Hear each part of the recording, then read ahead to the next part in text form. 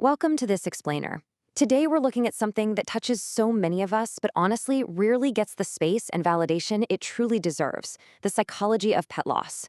If you're here because you recently lost a companion, I just want to start by acknowledging that heavy, heavy silence in your home right now.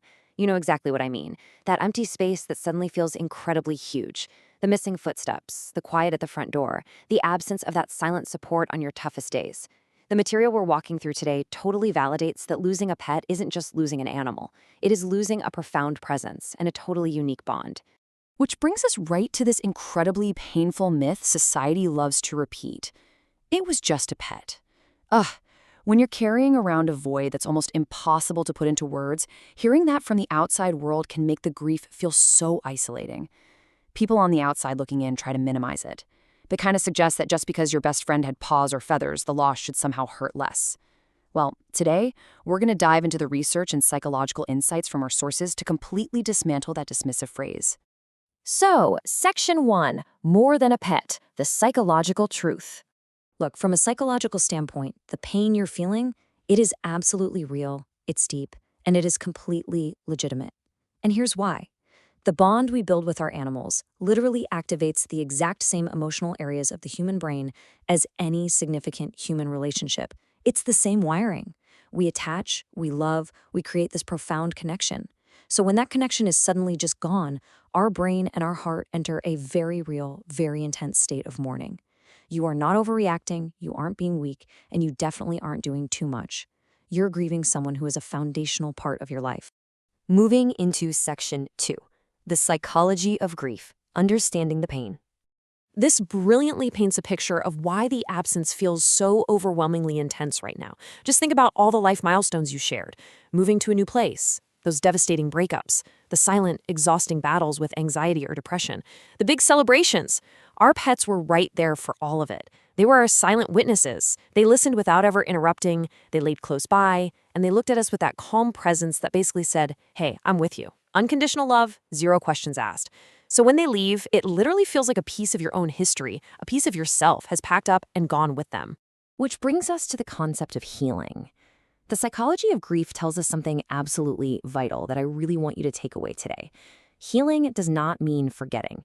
It is not some race to just get over it. Actually, healing simply means learning to remember without breaking down every single time. It takes time, and honestly, there is no perfect timeline. Whether you're crying intensely for days or you feel a sudden massive wave of sadness 6 months later just because you found an old leash in a drawer, it is all completely normal. Section 3. Guilt and Routine, the Aftermath of Loss.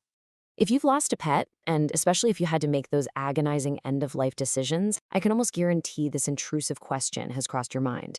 Did I do enough? Guilt is such an incredibly common part of the grieving process. Psychology actually explains that our minds naturally search for control.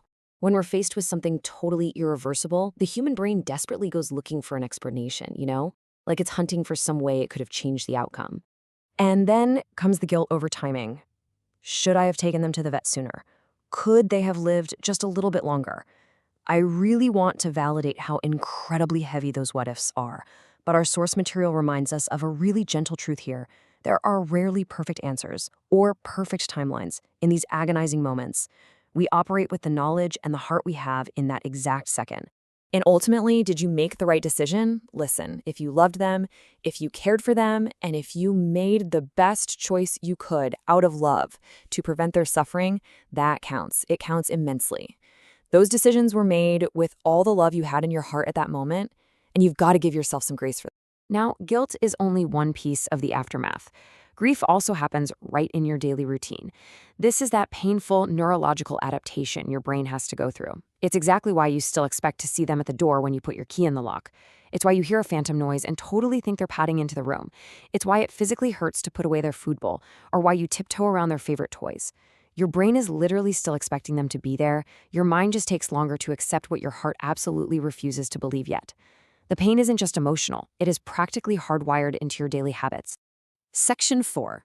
Rituals for Healing, Actionable Guidance. So what do we do? Well, there are small, actionable steps you can take to process all of this. Creating a little altar, writing a letter to them, putting together a photo album, maybe planting a flower in their honor, or honestly, just keeping their collar safe in a box. The source material highlights a really beautiful concept here.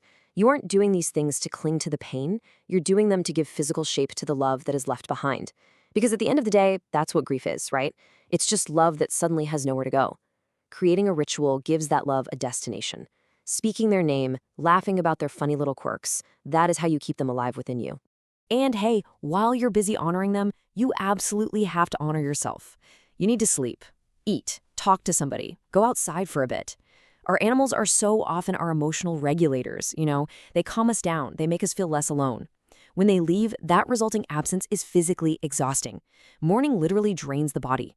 So even if you don't feel like doing it, and even if it feels trivial, you have to cover your basic needs. Your body needs attention while your heart is doing all this heavy lifting. This is also super relevant if you have a family because it turns into a moment of profound emotional education through grief. The source text advises parents navigating this kind of loss, please don't hide your tears from your kids. Instead, use this as a chance for real emotional education. Let them see that crying is a perfectly healthy, totally normal way to love someone and to say goodbye. It teaches them such a crucial life lesson that saying goodbye hurts this much precisely because loving them mattered this much. Section 5. The love that remains, a lasting legacy. Let's just reflect for a second on the extraordinary lessons they teach us. Their lives are tragically shorter than ours, but look at what they managed to pack into that short time. Presence, unwavering loyalty, how to find pure, simple joy in just being alive, immediate, unconditional forgiveness. They love so purely without any conditions or expectations, and that is exactly why the loss hurts as much as it does, because the connection was completely unfiltered and real. So as we pull these thoughts together in this explainer, I really want you to let the absolute truth of these next few points sink in. They were not just a pet, they were family. They were home. They provided this sense of absolute safety and comfort that greeted you the very second you walked through the door. They were companionship, a totally silent refuge that sat right there with you in your darkest moments when words from literally anyone else would have just felt like too much. They were, simply put, love. Love in a totally different, entirely pure form. I want to leave you with a quote from the source material that I really hope brings you at least a little bit of comfort today. It says, "The pain you feel is the measure of the love you shared." You aren't just mourning a loss. You are honoring a deeply beautiful connection, an incredible friendship, and a shared life story. Over time, that intense, heavy sadness is going to change. One day, you're going to look at a photo and you'll actually smile before you cry. You'll realize they didn't leave completely because they left you with more patience, more sensitivity, and a much greater capacity to love. I mean, what an incredible privilege it is to have shared part of your life with a being that loved you so honestly. So as you walk through this grief, ask yourself this. Isn't the depth of your pain ultimately just a beautiful testament to the fact that their love permanently remains with you? Be gentle with yourselves.